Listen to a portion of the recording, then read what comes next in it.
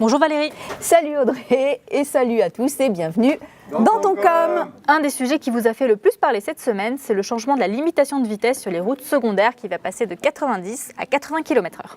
Si cette réforme énerve beaucoup de monde, à Aurillac tout particulièrement. Oui, on s'inquiète d'éloigner la ville encore plus des autoroutes. Et Gisèle nous dit, encore une façon pour isoler les campagnes.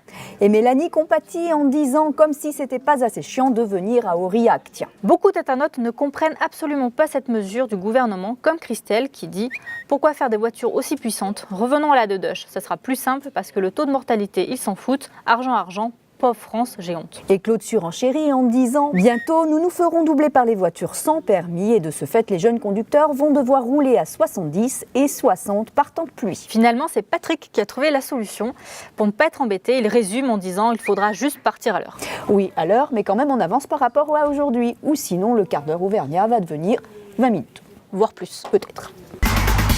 On passe à un autre sujet qui vous a beaucoup ému cette semaine, c'est le spectaculaire chaos du jeune Ezeala lors du match ASM contre le Racing. Oui, le site Proval s'est interrogé sur la titularisation de ce jeune joueur et de ses mensurations. Alors, Ezeala est-il taillé pour le top 14, pour Baboun ou à KTP Baboun? Oui, puisqu'il nous dit « Ils n'ont rien compris depuis quand le poids du joueur est un critère pour jouer. Dans ce cas-là, il y aurait un paquet de joueurs à virer. » Et Nadine est d'accord avec Baboun puisqu'elle écrit « Ce n'est pas la titularisation d'Ezeala qui est à remettre en cause, c'est le gabarit des joueurs et les passages en force qui se systématisent. À l'origine, le rugby est un sport d'évitement. » Et Sylvain partage également cette opinion et pense que le chaos aurait pu être évité. Entièrement d'accord, rugby, sport d'évitement. Sur l'action, Vakatawa n'avait qu'à faire un crochet et c'était un bel essai. Sur l'action, tu vois vraiment qu'il fonce dessus. Et en parlant d'évitement, ce n'est pas à la base du sport que tu pratiques, Valérie. Ouais, tu as raison. Le touch rugby, merci. Je vais pouvoir faire ma petite auto-promo. Le touch rugby est un sport d'évitement qui est mixte et où il n'y a pas de plaquage, donc pas de risque de commotion cérébrale et donc il peut être ouvert à tous les joueurs.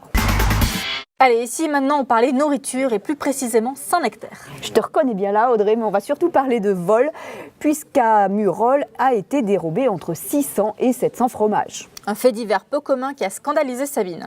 Honteux quand on sait le boulot que c'est de faire un fromage. Audrey, elle n'en fait pas tout un fromage et prend ça à la rigolade en nous disant « Tu le vois, le gars dans la rue qui essaye de refourguer le Saint-Nectaire caché sous son manteau et psst, psst, psst, tu veux de mon Saint-Nectaire, c'est du bon !» Même le journal Le Parisien s'est emparé de l'affaire, mais il faut qu'il révise la recette de la truffade. Oui, ils ont calculé que le préjudice équivalait à une truffade pour 7908 personnes, en oubliant que la vraie truffade ne se faisait pas avec du Saint-Nectaire. Effectivement, tout le monde le sait, c'était avec de la tome de Cantal. Mais tu sais qu'il y a en Creuse une autre affaire de vol qui a fait grand bruit? Tout à fait, ce sont des pots de fleurs qui ont été dérobés au cimetière de Sainte-Fère. Vous avez été nombreux à vous en émouvoir, mais on a choisi le commentaire rigolo de Pierre qui y voit un complot puisqu'il nous dit « Encore un écolo extrémiste qui vole des plantes pour les libérer dans la nature. Psst, c'est lamentable. » Une théorie qui ne tient pas dans la commune d'Aurélie qui écrit « Idem, on s'est fait voler 3 plantes artificielles. » En tout cas, espérons que ces vols seront élucidés. Et d'ici là, je vous souhaite un bon week-end. Salut!